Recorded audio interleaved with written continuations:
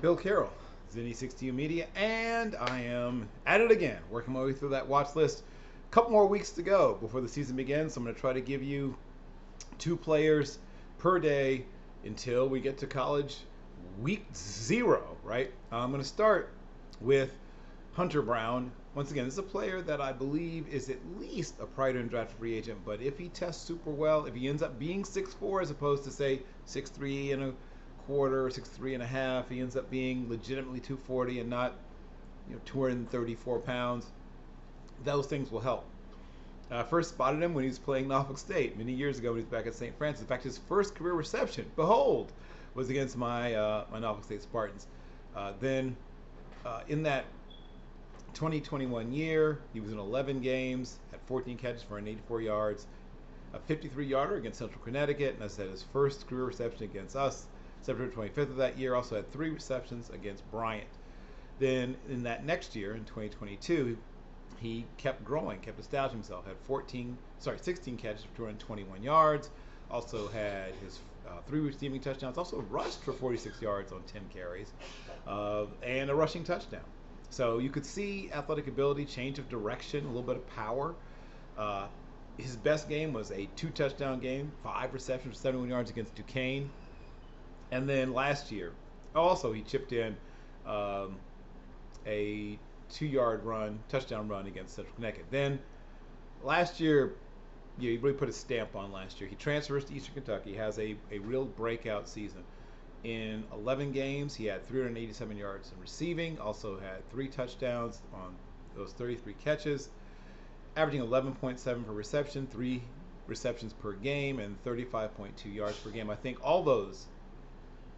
he averages closer to 4, maybe 4.1, 4.2 catches per game. It's up somewhere in that 42 to 45 reception area, over 400 yards, maybe over 450 yards receiving. I think he gets to the 4, maybe even 5 touchdown range this year. And like I say, he's listed as 6'4". He looks like he might be slightly under that, but if he's close, and I think he's probably in the upper 230s, but if he can get to, say, 242 pounds, which is 2 pounds from what he's listed, probably about 5 to 8 pounds from what he probably is walking around weight, he has a legitimate shot. I see him probably at College Gridiron Showcase or NFLPA game, possibly even Shrine game. The next player is a player who it'll be a fight even to get him maybe at College Gridiron Showcase or the now reconstituted Hula Bowl or something like that. But okay, I'm going to be very honest. I have a thing for undersized players, as you may not have noticed. No, you've noticed. But this guy is a terrific little defensive back, and I accent on the little. He's probably going to have to make it as a special teamer. But one of the best players in D3. I personally, he'd be one of the first calls I'd make after the draft is over.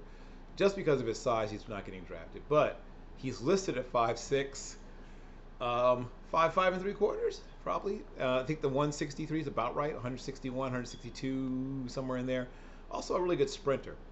And so as a member of the track team at Denison, he's put up good numbers. He's been a 2-time all-conference NCAC outdoors, 3 times indoors. He's a school record holder in the 60 at 6.93, and he's won his conference in a couple of things. So he's on their 4x200 team. He's run a 10.7 700 meters, a 22.17 200, and he's on a 4x1 relay team that came in at 42.14. As I mentioned, his PR in the 60, which is his best event, and you see his build, you can see like that would be his best event, is a 6.93. I truly think he has a chance. He's run a 10.7 in the 100, which is his PR in the 100. I mentioned the 6.93. He's got to make it a special teamer. I get it. He's not going to get a chance to play defensive back because he's almost 5'6" probably, but he's such a good little football player. Now, as I mentioned, I fell in love with him watching him play defensive back, but as a returner, last year as a punt returner, a bit of a dip. He had a better year the year prior. He was one of the best punt returners I saw in D3 in 2022. So I'll start with 2021. Only had 3 attempts. He wasn't the primary returner yet. for 65 yards, 21.7 yards per return. Then in 2022, in 10 games, he had 14 returns for 319 yards, 2 touchdowns, including a 94-yarder, 22.8 yards per return. That he was a terrific punt returner. And then last year, dipped slightly, though he had 15 attempts, only 140 yards in returns, and only a 23-yarder in his long, only 9.3, which is still not awful, but down from being, I thought, one of the best returners in all of D3. So it's very simple: kickoff return, punt return, gunning. That's his ticket to chance playing the NFL. His DB tape is really, really good. I understand he's not going to just play defensive back in the NFL, but he's so good. Maybe Arena, maybe. But those are two players that I really like. One of whom I think has a legitimate chance to play his stated position tight end in the NFL. The other one clearly will have to be a punt returner / kickoff returner. But those are my two. I will have two more for you tomorrow, I promise. Once again, it's Bill Carroll, and I'm here for Zinni 60 Media, giving you all the players, not all of them, most of the players, particularly the players I think are sort of under the radar, underappreciated. I have an all underappreciated team. If you want to see it, for the past several years I've been doing it.